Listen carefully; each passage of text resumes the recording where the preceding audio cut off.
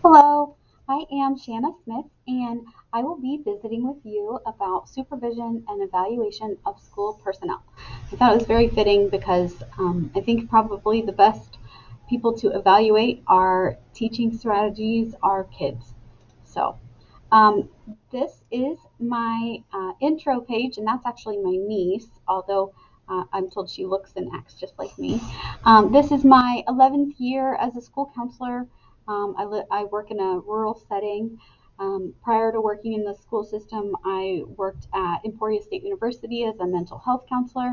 I really wanted to help more kids make it to college or to at least know that that's an option, and not necessarily just college traditionally, but also tech colleges and things like that. So I've been taking on more and more leadership roles in the past 5 years, and I was encouraged to just make it official. So here I am in the building principal classes here with you guys. So I've attended Emporia State for a couple of degrees and am currently attending Fort Hays.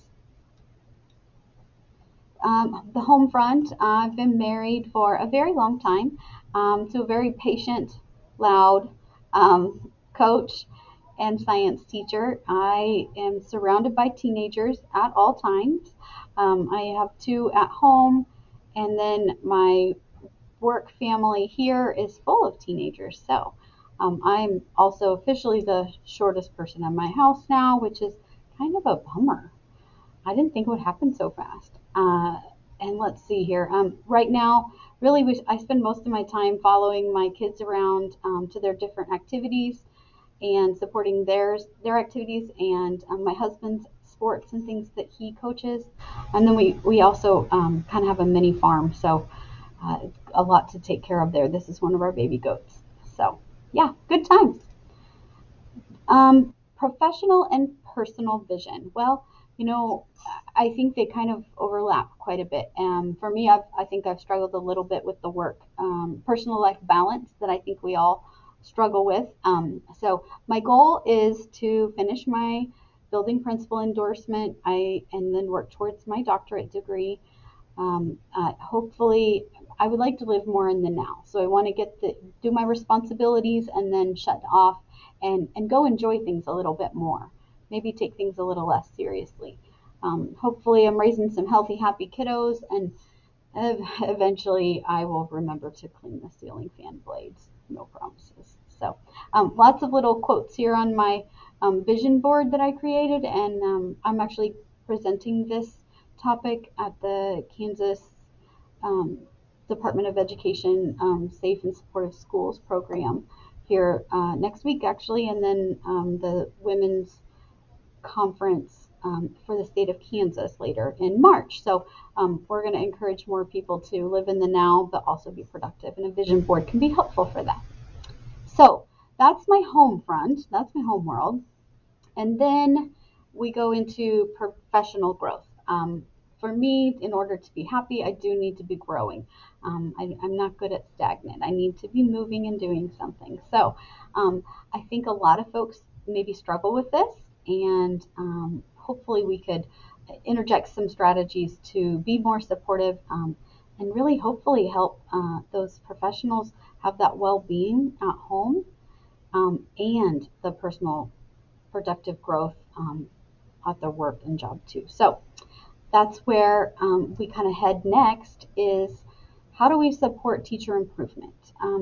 Right now, when you're looking at data, it can be a bit daunting and depressing, but data is our friend. That's how we learn, that's how we grow, that's how we aren't living in the past. Things are better now than they were, and things will be better tomorrow than they are now. So that's kind of my motto. It will get better. Currently, we're doing yearly evaluations. There's a variety of evaluation systems to which I'm not sure many have adequate training on. And it's really kind of a pass fail system. And it is difficult for those in the teaching profession to fail someone, aka mark unsatisfactory. So the research showed that like 99% of tenured teachers um, got satisfactory marked on their evaluation. Um, but I really think that if you don't have that personal growth, you really deserve that satisfactory. So that's been kind of a challenge, I think, to the current system that we have. And then it said 90% of teachers reported professional development in the form of conferences. So that's kind of how we evaluate teachers and plan to train them. So, and this was a great resource. The National Association of School Principals did some great research and data, and requiring us to look at the yearly evaluations. Like, yes, we should still do them, but maybe could there be more consistent system to help administrators be more consistent and thorough in what we're looking at, and look at more multiple measures. So instead of it just being your satisfactory, unsatisfactory, could we look at, yes, your observation, but then yes, your formal evaluation. How are we doing on our PD? What are you trying new in the classroom? Like very many different measures. And then also looking at the bottom line, which is improved scores, which I know we don't want a lot of pressure on that. And there are other ways to measure success, but I do think that would be one of them that we would need to monitor. And then also more mentorships or peer observations and ongoing coaching. The reason for this is I think we can learn so much from each other. We get kind of stuck in the place where we think that we really have to go to a training or a conference to learn something, when really right in our building we have some really brilliant people. So this research supports that peer observations and then mentorships are really, really helpful in growing better teachers. So the next thing we're going to visit about is supporting teacher retention and well-being. I put these on the same slide because I felt they're very interrelated concepts. I really do. Retention, possible pay increase. Yes, money is always nice. I don't know anybody that would turn it down, but that's not always a possibility. And the reason it's on the well-being side also is I really think some people, in order to feel worthy and live a decent, comfortable lifestyle, they may need a bump in pay to make that possible. For retention, we're also talking about mentor teachers or an administrator to do that. And then that's also on the well-being side. Having support teaching can be a very isolating career. I know that sounds odd, but to us, we know they're in the classroom for the whole day, usually by themselves. And if we're a very small school, so there's not really a science department. There's a science teacher. So there's not a lot of collaborating that can happen there. So I really think that mentorships would be a phenomenal idea. Supporting further education. When you're growing, it means you care about something. So I think that should be education, and we should encourage and empower educators to continue on that journey, because then they can take that spark right with them back into the classroom. So another thing for retention is just communication within the district, feeling like their voice is heard. Not that we can always do everything that teachers are able to advocate for, but it can spur conversations where we could maybe make compromises or some changes based on their feedback. So I think communication is very important, and for well-being, it makes things far less stressful. If you know what's going on, you know what's expected, and then it improves school culture with the communication piece, and then just having a positive framework for evaluation for all of those features. That will really help with your positive well-being. I think they had a really good piece there when they were talking about in the reading, the incentivizing involvement. So like making sure that teachers feel included within their community that they're working in. I don't live in the community that I work in, so that is one that is a little bit of a challenge for me, but most definitely developing those ties and relationships with the students and the community are great ways to make people feel comfortable and appreciated and accepted, all of those things, acknowledging those that are working really hard, And then also improving school culture overall, just like we said with retention. Those things make people want to come to work and not just have to come to work. So, okay. All right, next, supporting professional learning. So I broke this down into three categories. I call it kind of the menu of learning. People learn differently. We know that. Um, Now there's a little more research going on into like mentorships and the peer observations that I've been speaking about. But then additionally, they've added online professional and well-being meetings. And they've got some data that supported that the results were close to that of the in-person version. So I don't think online's ever going to be the same or better than in person, but it's nice that it's at least a close um, second because it can reach a lot more people, just like we're doing right now with these distance classes. It's amazing.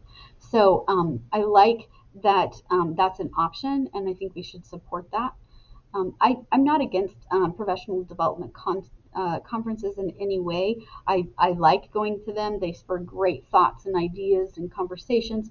I just really struggle some with when you get back and you jump right into your really busy schedule. It's very difficult to implement some of those things. So that's why I think I kind of lean towards the peer observations and the instructional coach because that could be an ongoing practice. And I feel like we could maybe get some real headway moving forward in our progression towards better education for our students. So um, for this standard, building professional capacity, I have a little doggy bag down here because these were my takeaways.